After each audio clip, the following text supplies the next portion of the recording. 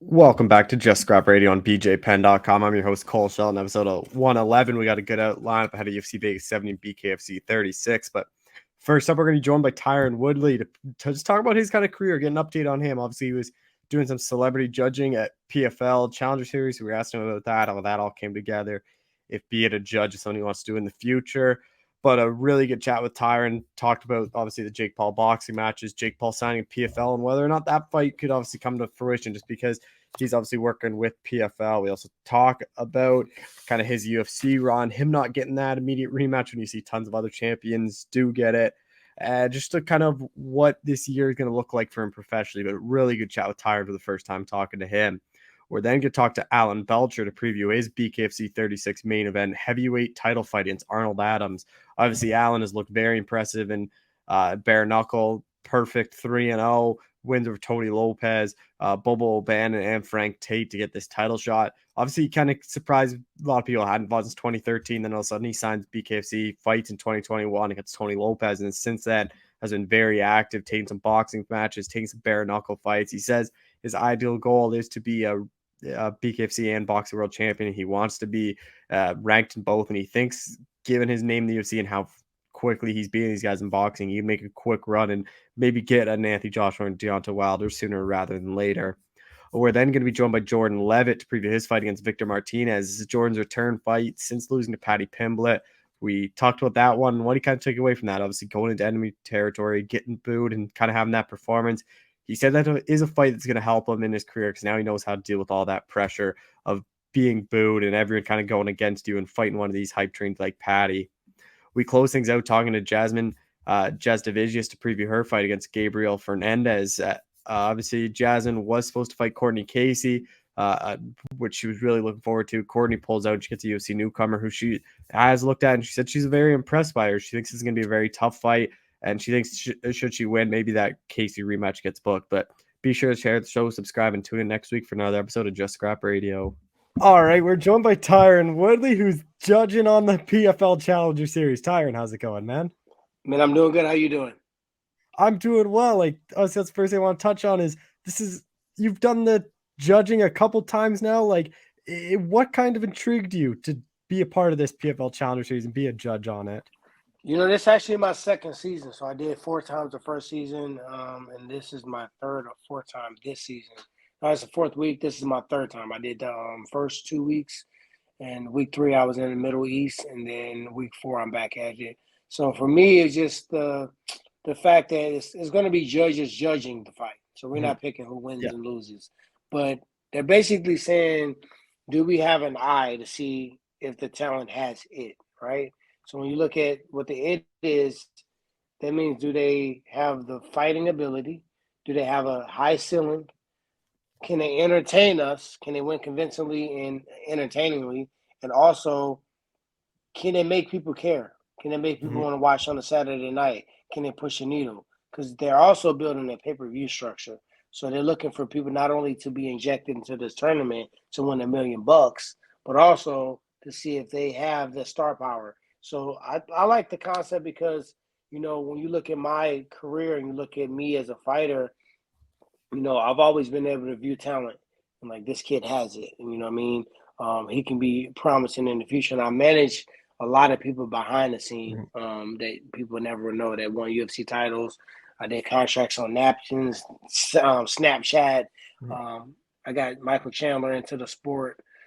So I've been able to view talent, but also from an entertaining standpoint of having some of the bigger fights, bigger media hypes behind it, and doing, all the different hosting shows like the Titan Games, Wild 'N Out, music, TV, movies, the entertainment component, the fighting component, the business component, and then the young, hungry fighter that was biting to fight everybody. I've been in all those different lanes. So what better person to have sit as a celebrity judge to see, hey, my vote goes to this kid. I think he has it.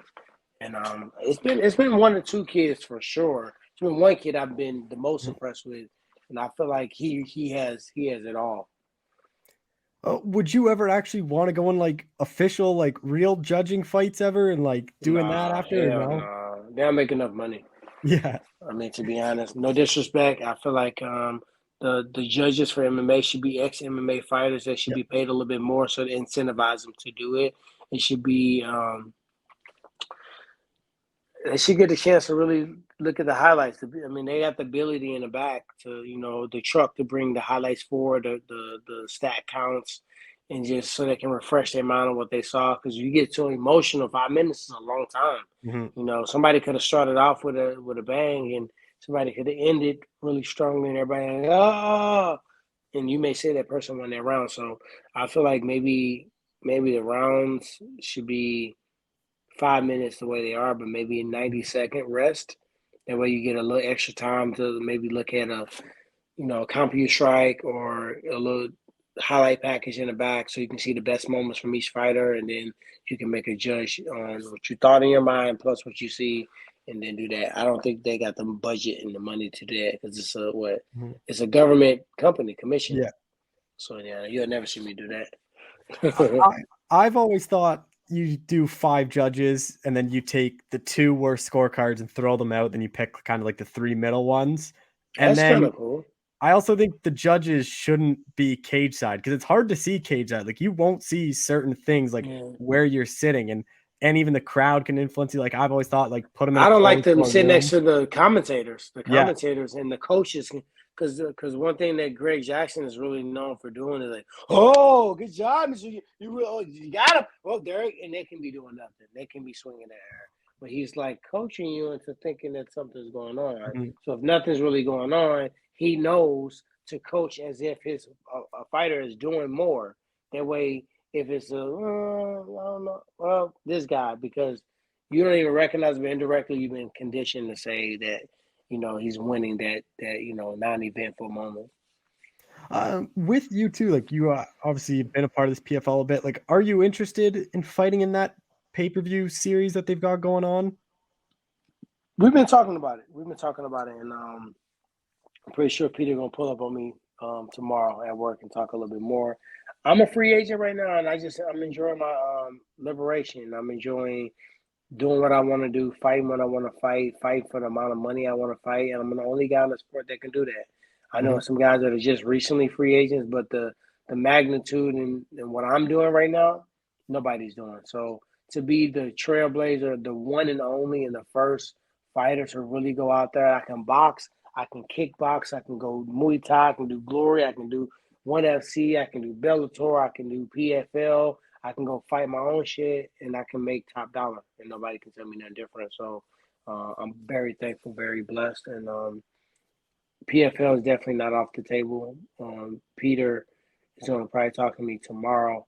And if it's a fight that makes sense for me, and it's probably going to make dollars too. I think one of the biggest fights they can do is you versus Nate Diaz. Both you guys are free agents, and that would be a pretty big way to kick off that pay-per-view series. Yeah, I mean, they can do that fight. They can do me versus Nate. They can do me and Jake in the MMA fight because a lot Yeah. of people is curious to see what happened there.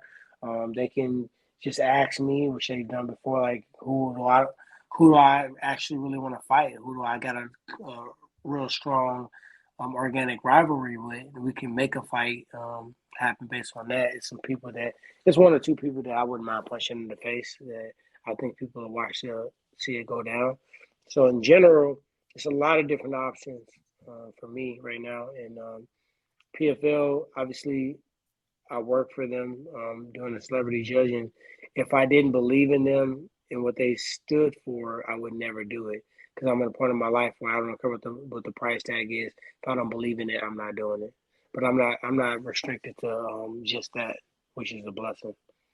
Would you rather box Jake Paul again or fight him in MMA and PFL?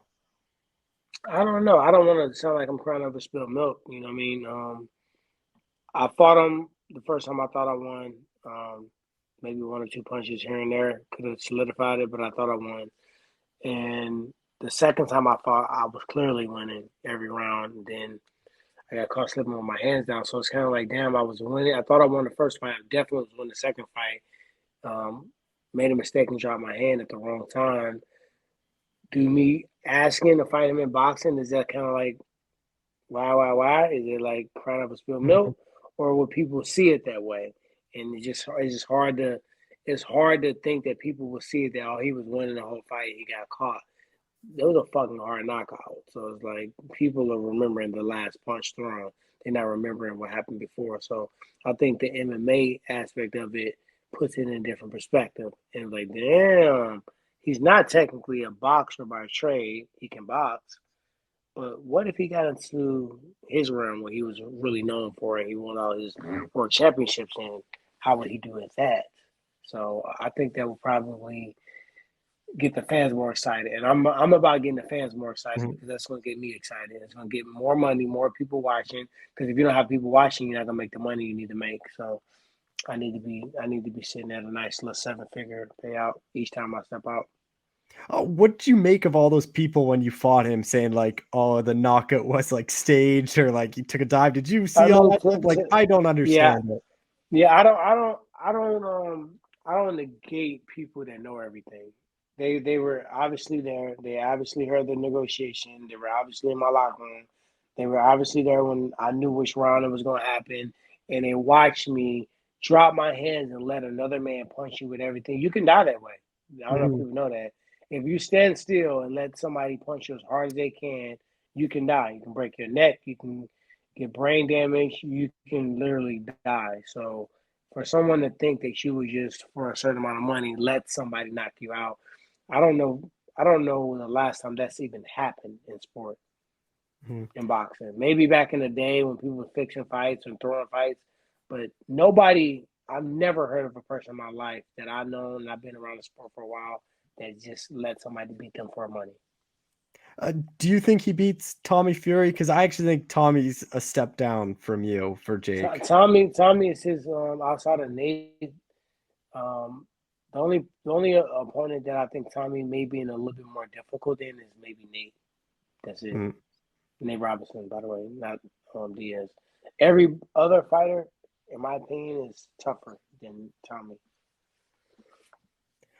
And then I know you were kind of linked to KSI, like, and then he obviously picked Dylan Dennis. Like, whatever I'm not linked to happened? none of these guys. These guys are using my name, and they like KSI was talking about me for 2 years, and he was talking about the way I fought Jake.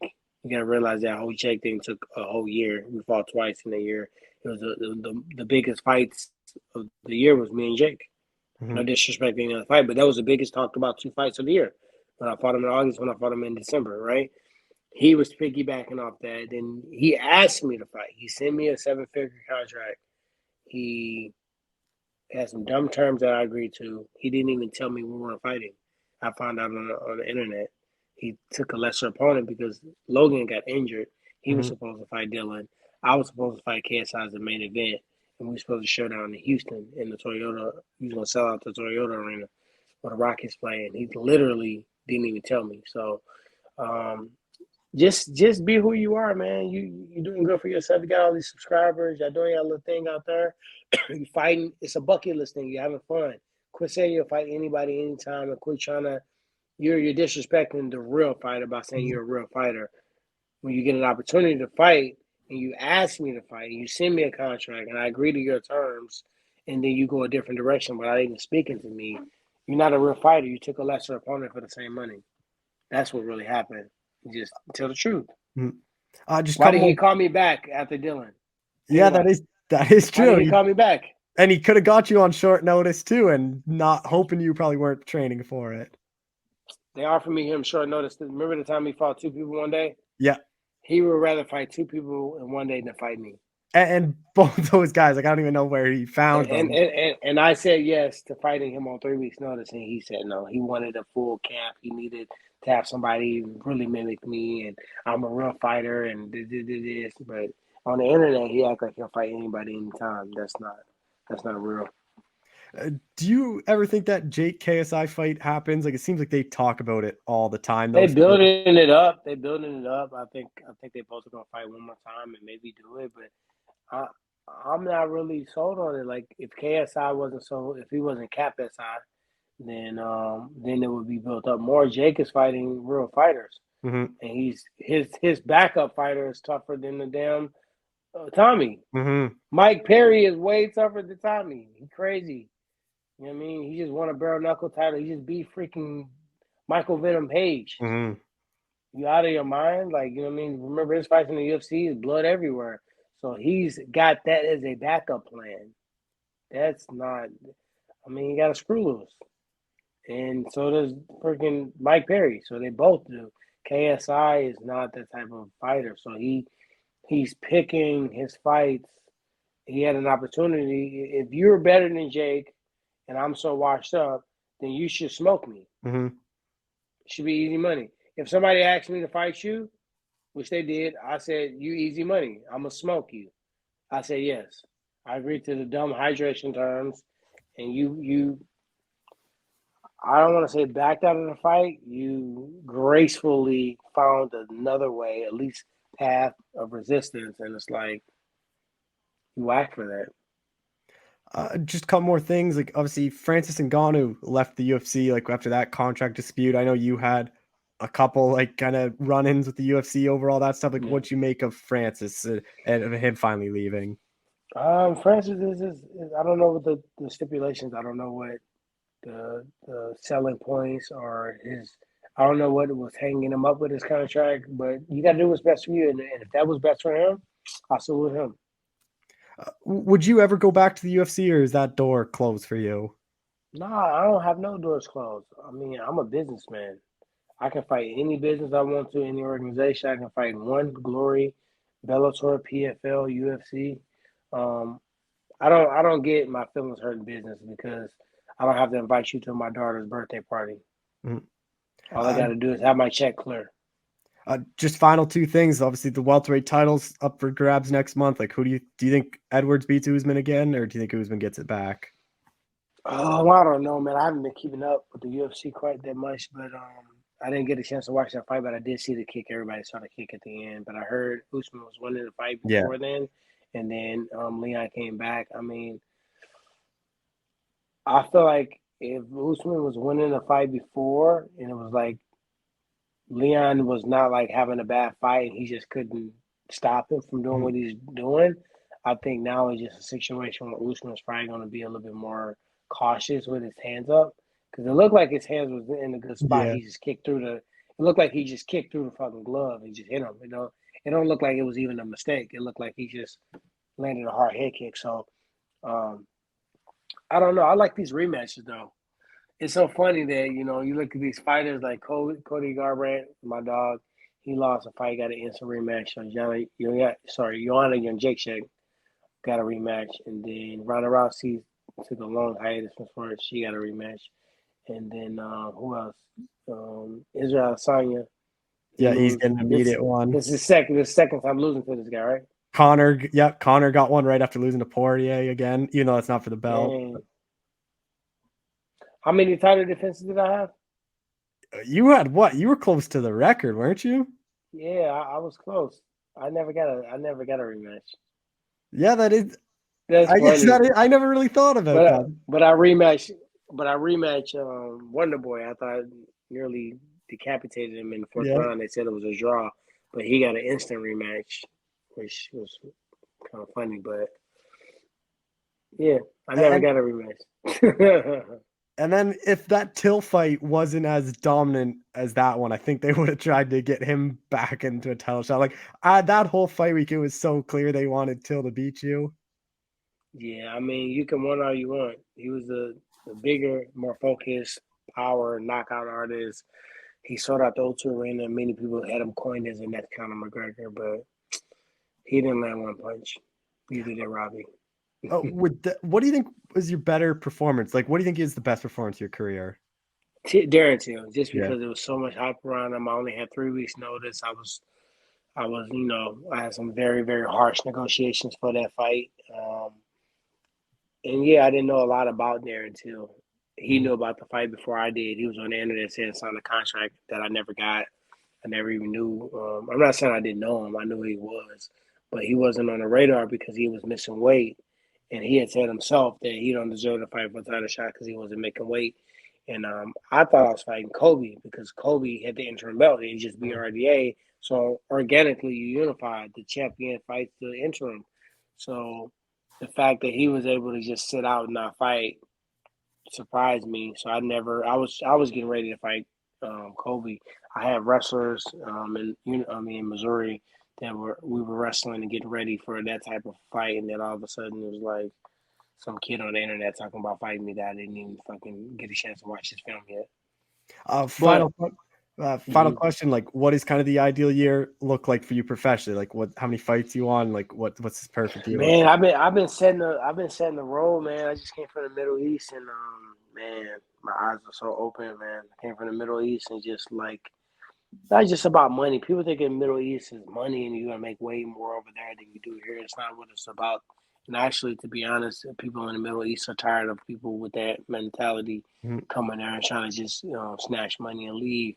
But just a rebooting of just what matters and just putting love into the atmosphere and passion and love into what you do.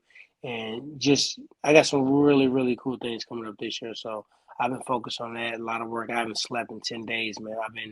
I've been going gorilla on the grind for 10 days straight. No rest, no breaks. I don't care what time zone it is. Tell me what time I got to get it done. I'll convert that to wherever the hell I'm at. And fighting is definitely a portion of it, but it's not the only portion of it. And I'm excited about this year. This is my Jordan year. Yeah, and you got the YouTube, which is always whenever you're in fight camp. I always enjoy watching those. So Thank you, my man. Tyron, I appreciate the time. Thank you so much for doing this. Thank you, my man. All right, we're jumping you BKFC heavyweight Alan Belcher's fighting for the belt in February. Alan, how's it going, man? Oh man, going great. Going great, brother. Yeah, just training hard over here. We talked before your debut against Frank Tate, or not your debut, sorry, the second fight against Frank Tate. After that one, you kind of thought if you won that one, you were getting a title shot. After that performance, like, was it just always guaranteed, or were there some thought of maybe you might not get it? There's always some thought that you might not get it. You know, you don't. I think it would be a mistake to expect things to be easy. You know, so I knew I've known all along that I'm going to work my way towards it. You know, or in that direction and kind of see which way things go. But I was definitely every fight that I've been in there in BKFC has been to try to get to the title faster. That's part of my master plan. Then you took the boxing fight after the Frank Tate fight, which is something you've been doing this past year. Like, what was kind of the reason for that? Was it just kind of to stay active? Yeah. So definitely to stay active. I've taken some time off now, just because I've just been going so much, you know, training and fighting for 2 years. Coming back, it's always, like I said, man, a lot harder than what you're going to expect. So it's taken a lot of work to get myself to, you know, an elite level to where I can be fighting for a world championship. So yeah, just staying busy. One of my goals in this, in my last part of my career here, is to get 20 pro boxing wins, and I've got all knockouts so far. So I got 15 more of those to go. So every time I just check those off, you know, I'm just working on another goal simultaneously to this one. And of course, it doesn't help, or it doesn't hurt to get the extra practice. Was that a big reason of going to BKFC because they allow you to do boxing? Like, that's something I've talked to a lot of fighters at BKFC about, is they'll let them take MMA fights, like if they have no fight booked, where you sign with the UFC or like a Belcher, you're kind of just strictly doing that and you can't do any of these other things. Correct. Yeah. One of the big reasons of signing with David Feldman and BKFC is because I still have a lot of the perks of being a free agent. I'm not tied down and you know, enslaved to a company, so to speak. You know, and I wanted all the freedom that I could get, so I could really navigate the last few years of my career. So you know, the boxing thing is a really big deal of mine. I feel like it's a big dream. I have a lot of potential to make some big waves in professional boxing and contend for a title eventually.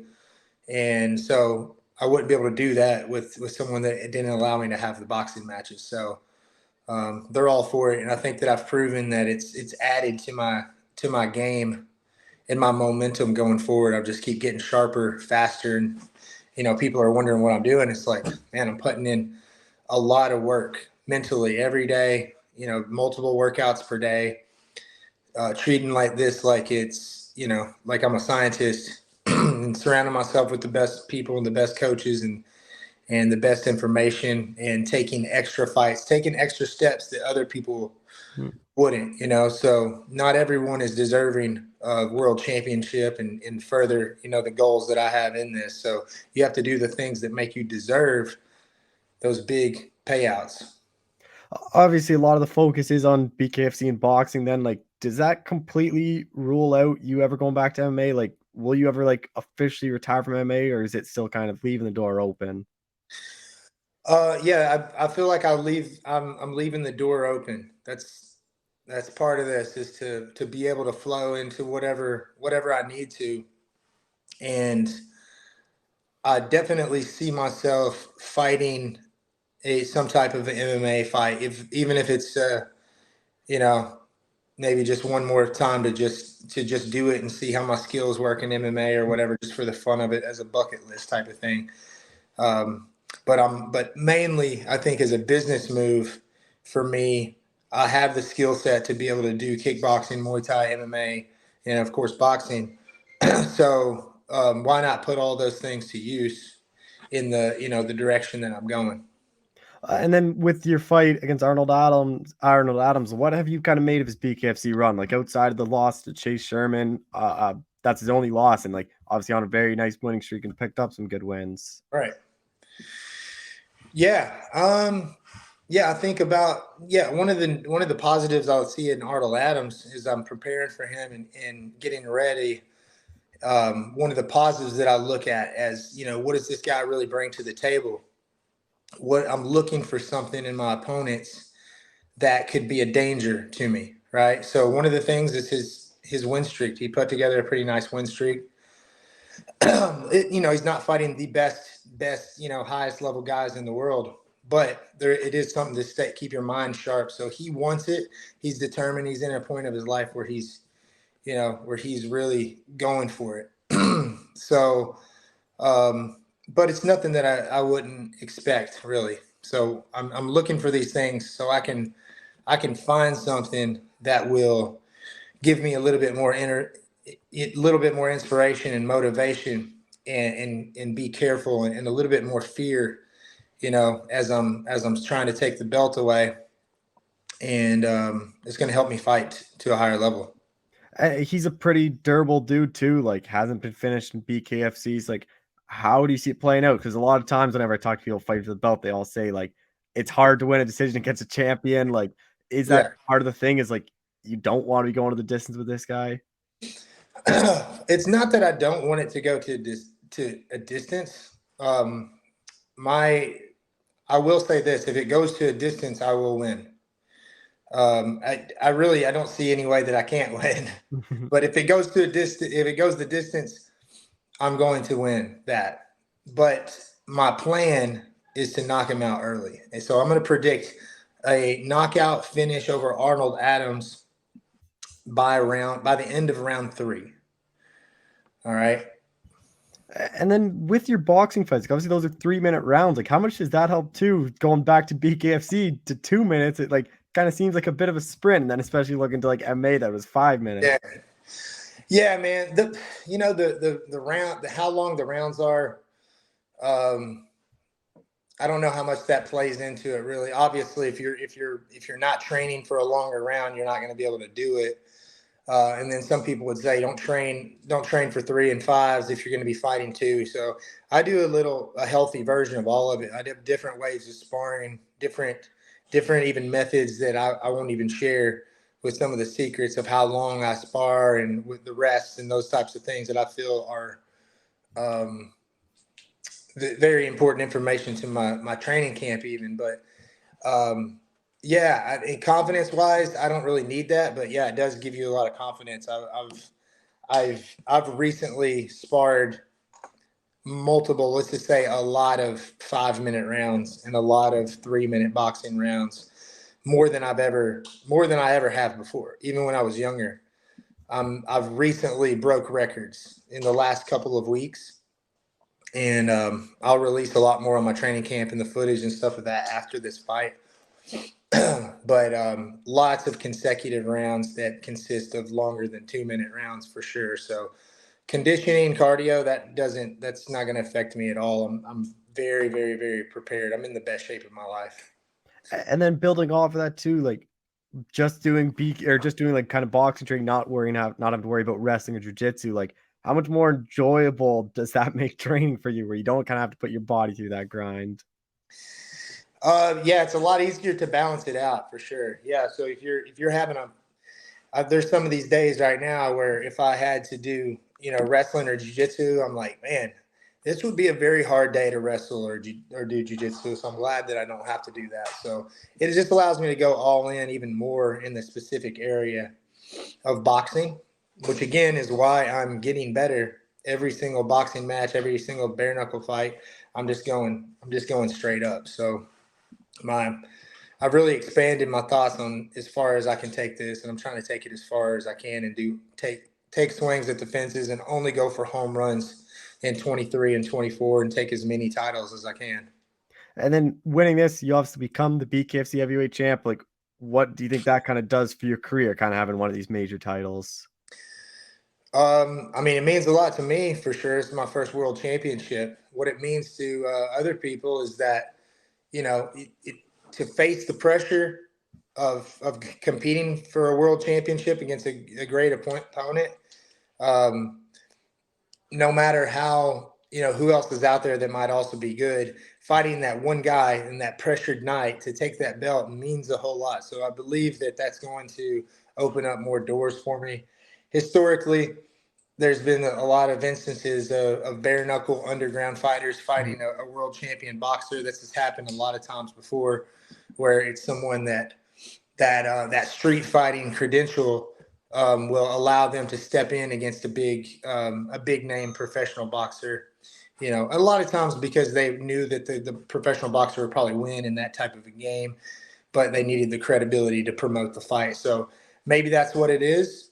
But either way, it's going to open a door for me and let me grab one of those big fights, and I'd love to collaborate with BKFC and do it on their platform or whatever. But, those are all big goals and dreams that I'm working towards in the next year or two.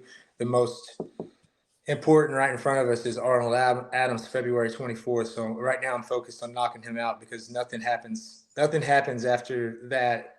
That's too great unless I'm knocking everyone out. So I'm just going to continue down that road. You know what I mean? Do you think there's a chance you have to beat Arnold twice, like back to back, just because he is on this long winning streak and like obviously is the champion?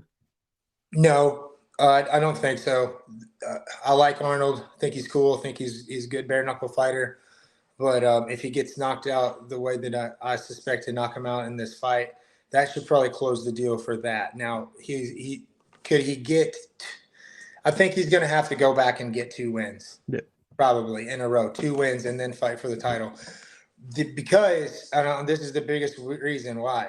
There's other big names coming in. You have, there's other big names coming up, other big names coming in. I won't even go down the list of guys because it's. I don't want anyone to get confused about my order of how I name who the guys are or whatever.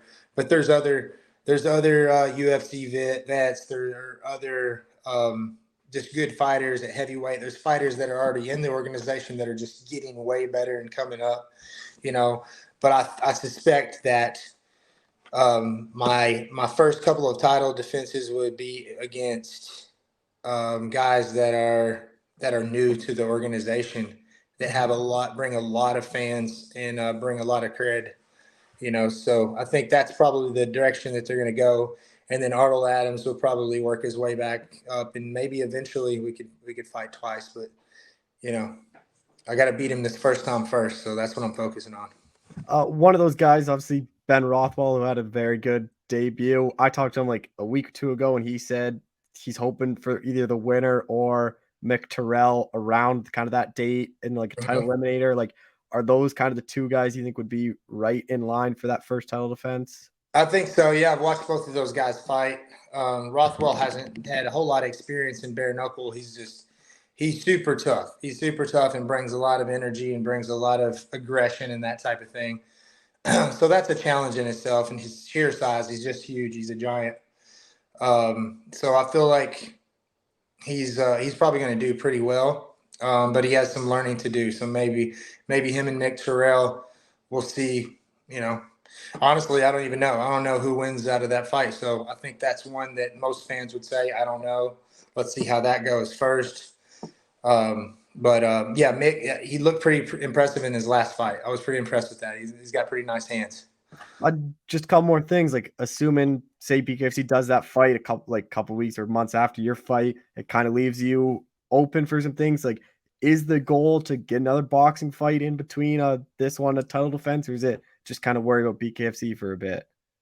I'm definitely going to get back to boxing for sure. I don't think that I'm going to fight for the belt, not by my own request, but I just feel like the company is not going to want me to get me back in there any sooner than probably, 60, 90 days, probably 60 days at the very, very least. So we're looking at probably 3 or 4 months, just as things fall and whatnot, just for as how the business goes and the marketing and promoting a fight and whatnot. You don't want to use someone that is bringing in, a lot of knockouts, getting a lot of exposure for the sport and for the company, and then right away, use them like super quickly again and kind of like spread it out over the year, that type of thing. Who knows though?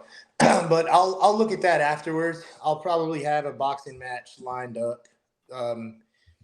For after the fight, something that is not 100% set in stone or something, but something that I could kind of get into. So it's been pretty fun. I think I'm probably one of the only people in the whole fight game that's playing that game at that level, that's just kind of bouncing them back and forth. So I'm having fun kind of treading on new territory and seeing what I can find out for the next generation coming up.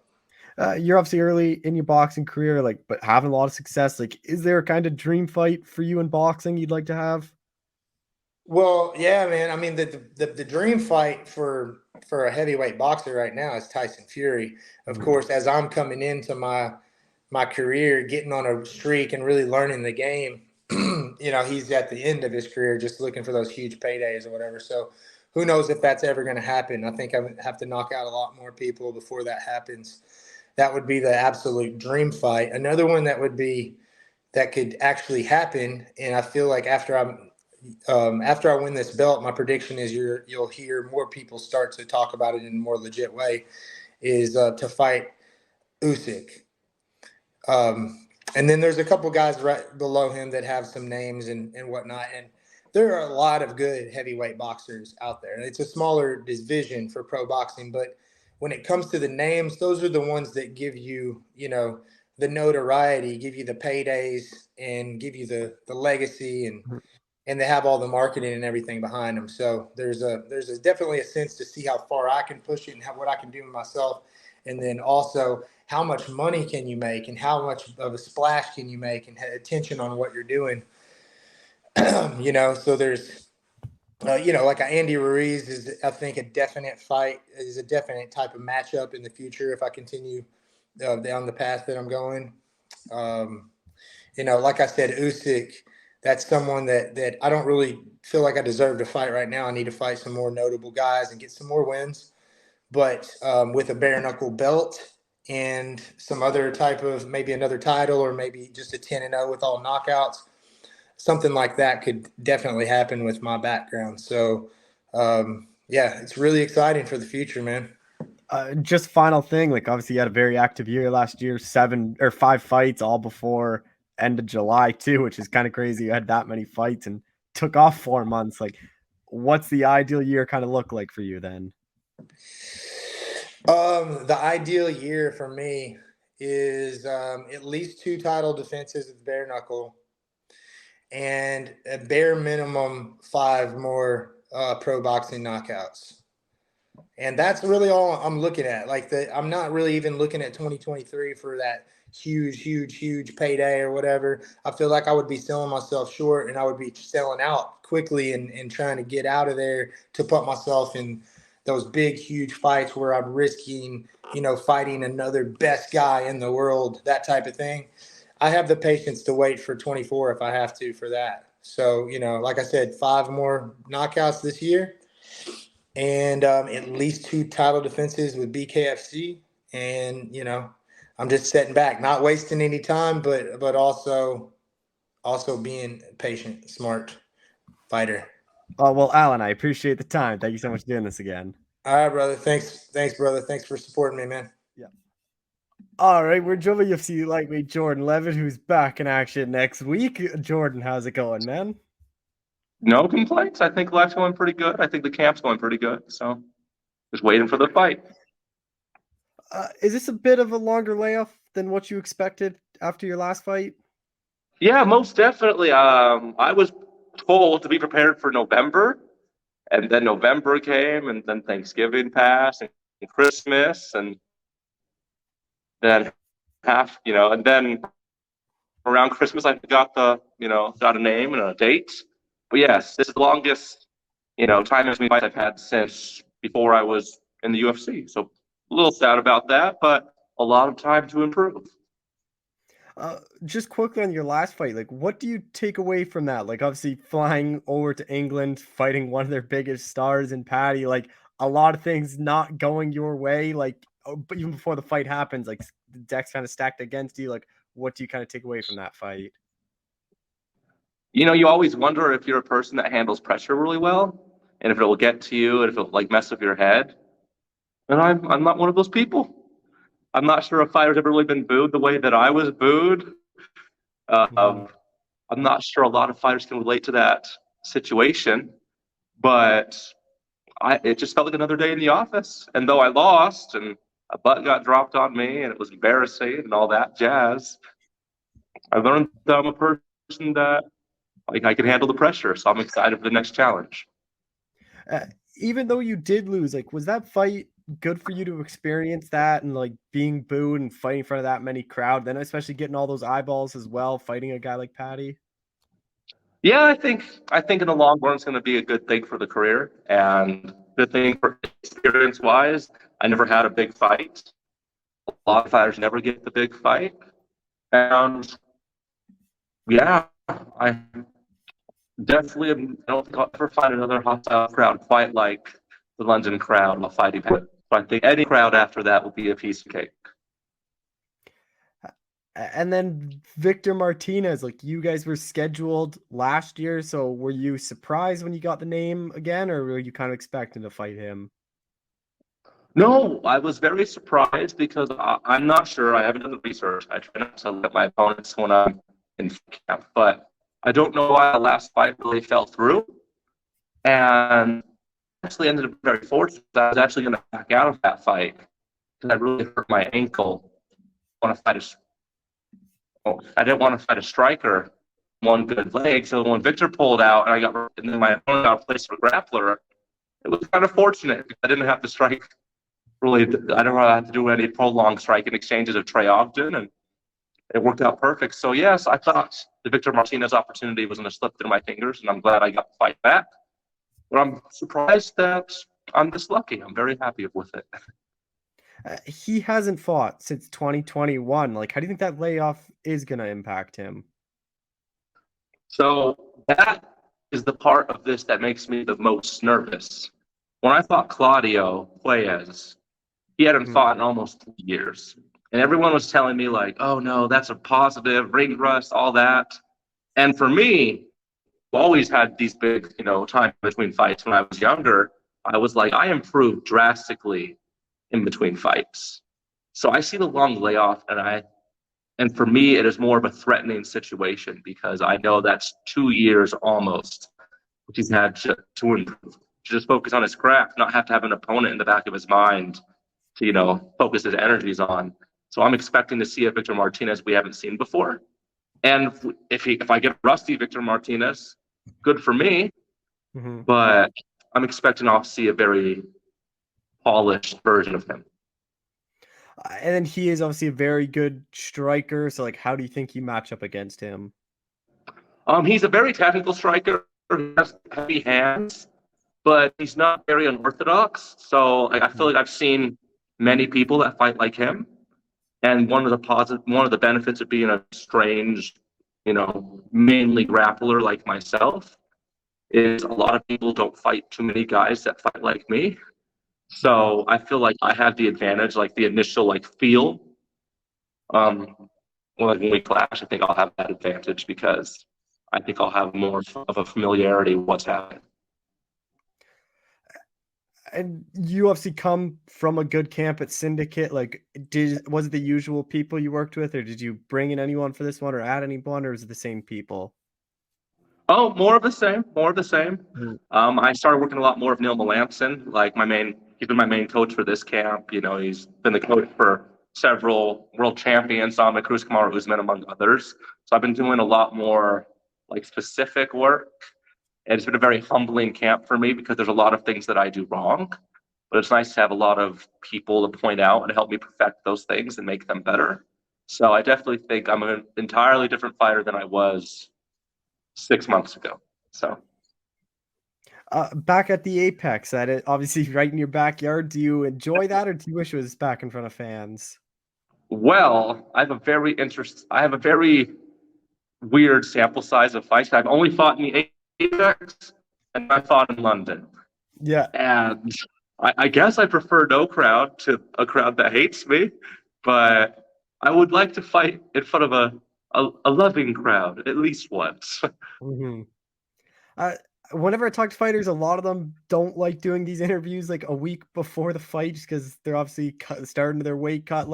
For you, is the weight cut much of a concern then? Because you seem full of energy, week out. It doesn't seem like you're too kind of stressed, where a lot of people are already kind of focused on that and just all in on the weight cut already. Well, I mean, I had the advantage of I used to be a 45er, but I was the same size. So the 27-pound weight cut is many times worse than a 17-pound weight cut. So I'm a little bit under 20 pounds away. So, I mean, I'm dieting pretty hard, and I feel like my energy is a little more lethargic. But it is what it is. It's what I get paid for. So I'm just happy to go out and perform. And the weight cut's the price I pay to go out there and just show people what I've been working on. Does your training for Victor change much from when you were scheduled last year, or just because he hasn't fought, or how does kind of this camp look different or the same compared to that last one? This camp, I was very nervous that the fight would still fall through again, because I'm just a suspicious, paranoid person. So I was like, this is not going to happen. So instead of focusing on my opponent, I just been focusing on just improving my skills and polishing what I usually do. That way, if my opponent were to, fall out or anything unfortunate were to happen, I wouldn't have a little bit of the emotional roller coaster I had last camp. So I've just been working on myself. I was in the gym 4 days after the Patty fight, and I've been in the gym 6 days a week since. So I've been in camp forever now. Obviously, you're a very good wrestler, grappler. So how do you kind of see this one playing out? Because it is kind of a clash of two different styles. I think this fight will be a little bit more gritty than I would prefer. Victor's very tough. He has a very good gas tank, and he's always in your face, and he's very consistent. Like Patty, he explodes forward. Other strikers I fought, they're more one pot shotters, one big shot, a lot of power, not a lot of them through punches and combinations. So I think to be more of a violent fight that I'm used to, I'm really excited for that. I think this fight's going to play out a lot more on the feet and a lot more of strikes. And I'm excited for the challenge. I think I'm going to surprise a lot of people.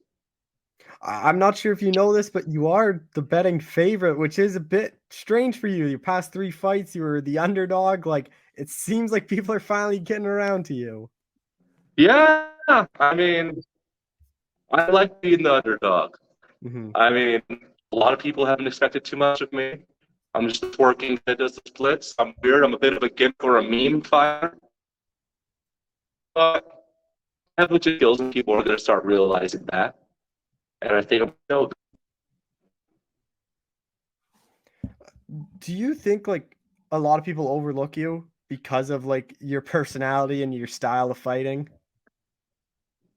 Oh, most definitely. I feel like every fighter who hasn't trained with me doesn't think I'm very good. But like every fighter that I train with, I've trained with a lot of UFC fighters, a lot of champions and former champions. Like I've trained with more than half of the top 15. And they all know that I'm the real deal, and that gives me confidence. I just feel like for me, I got to the UFC so early in my career. I had 6 fights and like the contender series opportunities. So I never even had to strike more than once in any of my fights. So I got to the UFC very green, very wet behind the ears. So like I only get to show a very small percentage of the skills that I have because the pressure. I had that much time with the lights on me. I feel like every fight you're going to see me a little bit more comfortable. And I think a lot more of my skills are going to shine through in this fight. Just final thing, like fighting end of February, like what is kind of the goal then for you this year? I want to fight at least 3 times this year. But first, I want to end Black History Month on the bang, get points, and get some momentum. Well, Jordan, I appreciate the time as always. Thank you so much for doing this again. Thank you, cool. Nice seeing you. Yeah, have a good one. All right, we're joined by UFC flyweight Jasmine Jasudavicius, who's back in action at the end of February. Jasmine, how's it going? I'm doing well. How about you? I'm doing well. Like, obviously, you're supposed to fight Courtney Casey, who is a known veteran. Like, how kind of disappointing was that when you found out she was out and you're fighting a UFC newcomer?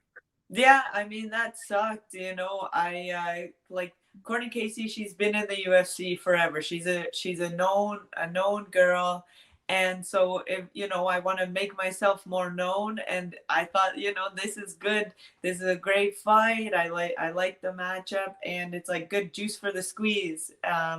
But yeah, and then she pulled out. I don't know what happened on her end, but yeah, she pulled out, and then they said this was jumping in, and well, okay, let's go. And with Gabrielle Fernandez, like, did you know much about her? Or is this someone you had to obviously do a lot of research on? Yeah, no, once we got the name, then I sent it to my team, and then they started doing all the research. But yeah, I didn't know who she was before. What have you made of her career? Like, on a pretty nice winning streak, her one loss is to someone that fought the Contender Series. Like, for everything I've seen, she looks like a pretty good fighter. She looks awesome. She looks solid everywhere. She looks strong, and yeah, I'm not surprised that the UFC picked her up. Is it hard to prepare for these people that you don't know much about, or is it more than just worrying about kind of yourself and kind of your all-around game? Yeah, I mean, it is harder to prepare because you don't have a whole bunch of tape on them, but at the end of the day, it really exactly what you said. Like you're focusing on yourself, and because who knows what they're gonna be when they come in there, and so you focus on what you can control, and that's kind of how we do it. I know you were back in Niagara for a bit. Like, is the full camp now at Niagara Top Team, or are you still gonna kind of go to a few different places?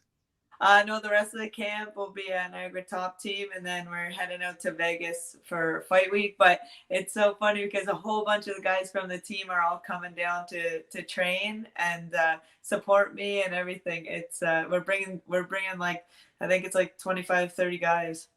I'm from like 2 hours away from Niagara, and just by Lake Simcoe. I don't know if you know where that is, but Yeah. yeah, so like Niagara Top Team, like it kind of has gotten a lot bigger, especially with you and Aaron, like Aaron doing big in Belcher. Like, what's that like for you, kind of being kind of the first two to represent Niagara Top Team on the big stage? It's awesome. Like I really noticed after my Contender Series fight, and like I was awarded the contract, that it really like it kind of like changed for some of the guys in the gym. Like they saw me actually do it, and they're like, holy, like this really is attainable. I think it helped like give a little bit of belief to some people who might not have had the most belief. Yeah, because for the longest time it was like, if you're Canadian, you're either training at TriStar if you want to make it, or you have to go down to the States. Like, it was none of these other gyms, and now you see like these small gyms like Calgary with Hakeem and all of them go there. Like, I think it's obviously huge for Canadian MMA, because then you could see people that you train with every day now make it to the UFC just doing the same classes you're in. Yeah, that it's exactly it. And it's nice being at home. Like I feel like all the Canadian fighters really support each other, and like we're like very, it's like a community. It's so awesome. And then with this one, like obviously Gabriella, pretty good ground game. Like she likes to hit fights down to the ground. Like, is that part of the game plan? That's just obviously to keep this one standing because it seems like obviously her strong suit is obviously on the ground. Yeah, I mean, you never know where the fight's gonna end up. You never know. I don't know. We'll see. I don't want to. I don't put too much thought into the fight and how it's gonna go and everything. I'm just gonna keep one step at a time, and that maybe we'll be on the ground, maybe on the feet. I don't know. We'll see. Back at the Apex too, are you a bit disappointed you can't get on one of those cards in front of the fans? Like you kind of got spoiled with the debut being in front of fans. I know.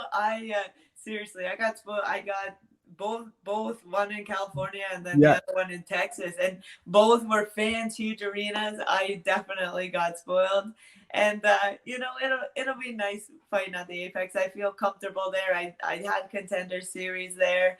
So Vegas is like very, very comfortable and like home to me, but I love fighting in front of a crowd. Oh. With the Apex, like it is the smaller octagon. You did fight there on the Contender Series. Do you think that plays a big role in the fight?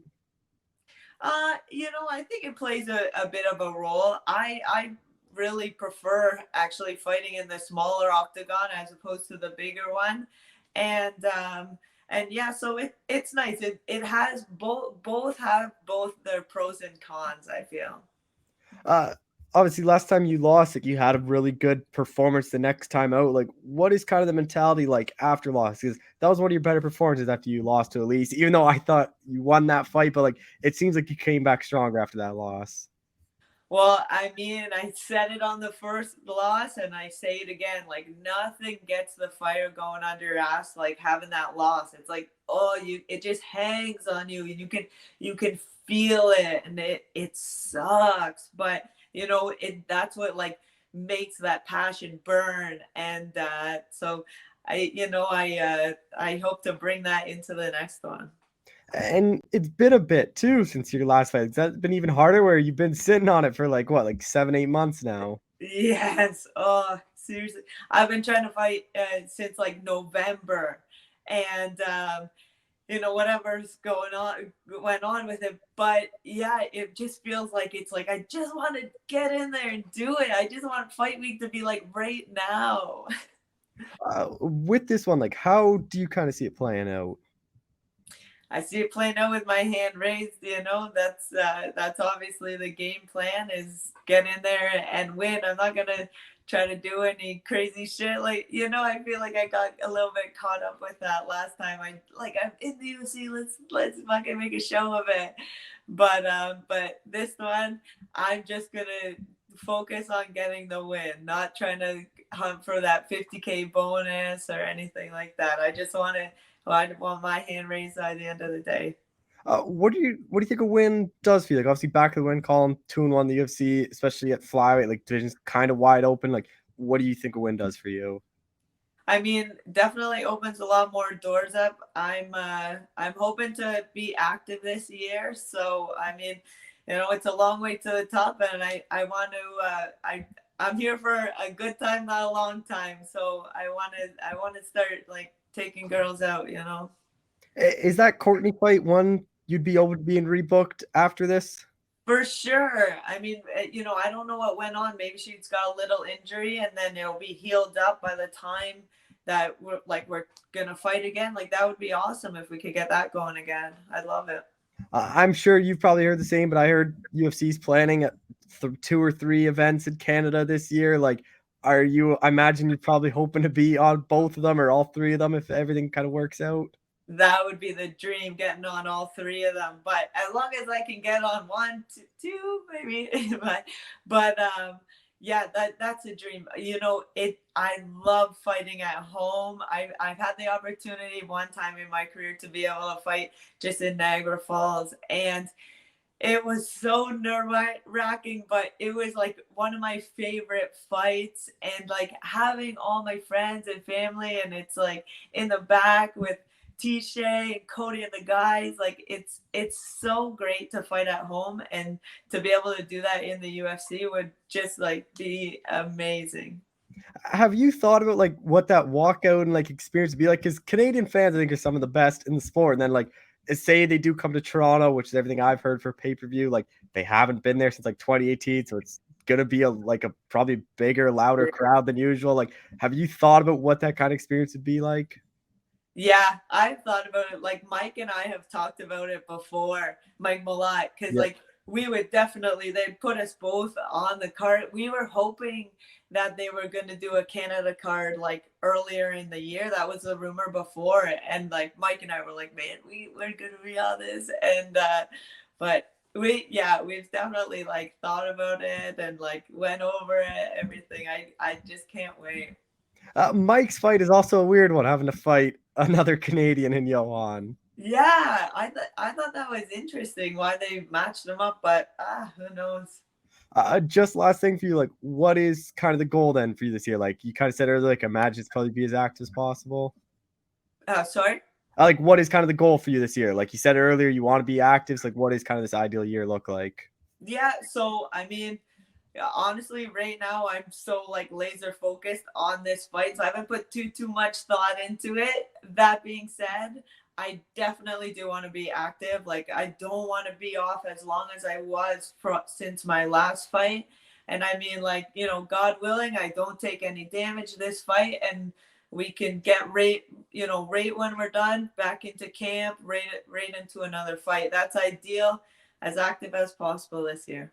Well, Jasmine, I appreciate the time as always. Thank you so much for doing this again.